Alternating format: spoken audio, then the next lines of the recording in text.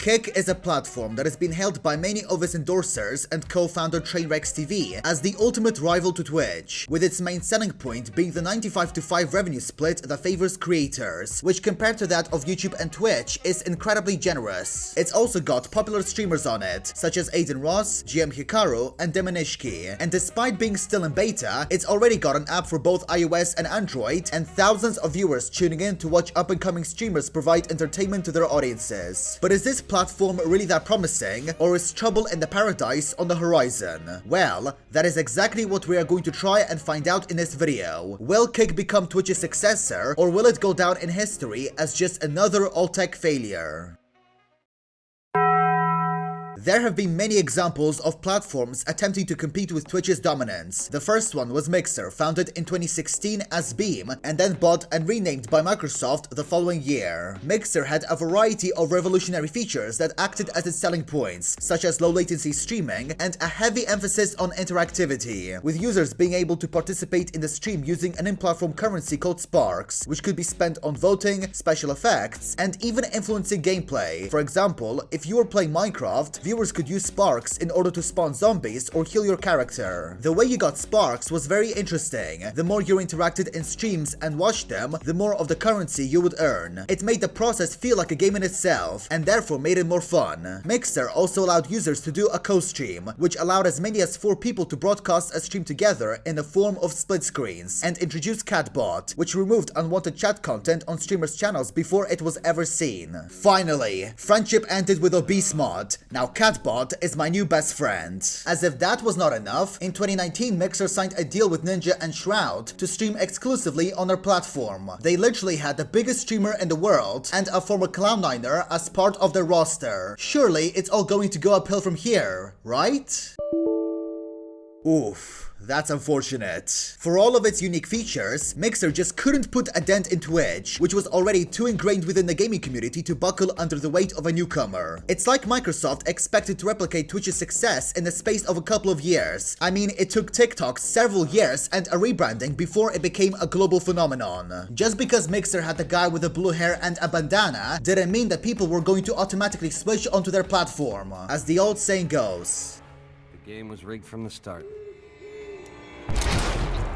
Then we had Facebook Gaming, which Mixer partners could switch over to after the platform shut down. Well, a Forbes article has recently revealed that that place has seen its viewership collapse by 54% last year, compared to 6% and 9% for Twitch and YouTube respectively. Maybe creating a streaming platform on a site mainly used by people who are about as up to date with the times as a horse carriage was not such a great investment. Then we have DLive, which is basically Twitch but with cryptocurrency and a user base of predominantly far-right autistics. The only reason why it got attention in the first place was because PewDiePie streamed on it for about a year and then dipped to stream on YouTube. The site then became populated by radicals spreading extremist ideas. In fact, 8 out of the top 10 earners on DLive were far-right commentators. According to one former DLive employee, you could get banned faster for streaming sports than spouting anti-Semitic comments, and he also added that DLive cared more about the numbers they got from these streamers than banning them for extremist ideology. If you go to the site now, it's pretty much a ghost town. Like, the recommended stream that I got had 5 viewers. Now, I'm not saying that the thousands of people currently on this website don't matter, but if you want to keep your platform running, this lack of an audience isn't doing it any good.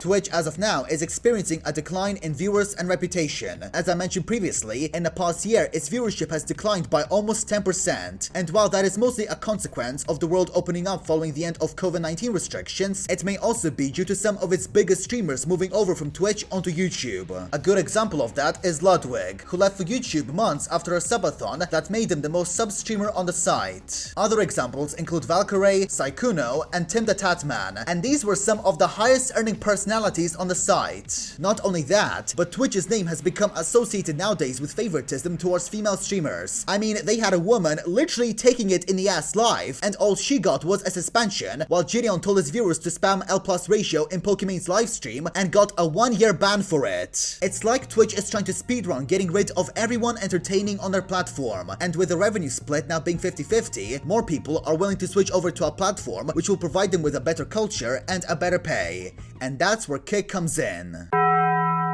As I said previously, Kick has a revenue split of 95-5, and while that number may change in the coming years, for now it's a good incentive for aspiring streamers to join the platform. The platform also has a creator program, which pays streamers for each hour of their broadcast, with the amount being based on the number of hours of streaming, the average number of viewers, and other factors. They also have several big creators that I previously mentioned already on the platform, with Adin Ross being the most prominent one, having accumulated over 220,000 followers on the site ever since joining. However, apart from Adin Ross, that's all the talent that Kick has to offer. I mean, you do have other creators who are blowing up, but they do not attract the same amount of attention as someone like Kai Cenat, Pokimane, Jschlat, or IShowSpeed would. It's like Adin Ross is the only thing that's keeping the platform active, meaning if he leaves or gets banned for telling another viewer to piss on his brother, that's it. The platform goes into a coma and eventually dies because Stake pulls the plug on funding. So, what's the conclusion that we can make? Well, it's kind of hard to predict how things will go from here, since Kick has only been around for a couple of months, but I would safely say that Twitch has become so ingrained within the gaming community that it's going to be very difficult for any other platform to compete. But if the people behind the operation are smart enough, they just might be able to pull it off. That being said, I have created a Kick account of my own, so tune in 3 hours after this video is posted for a completely wholesome and family-friendly stream. 800 555 проще позвонить, чем у кого-то занять. 8 800 555 проще позвонить, чем у кого-то занять. 8 800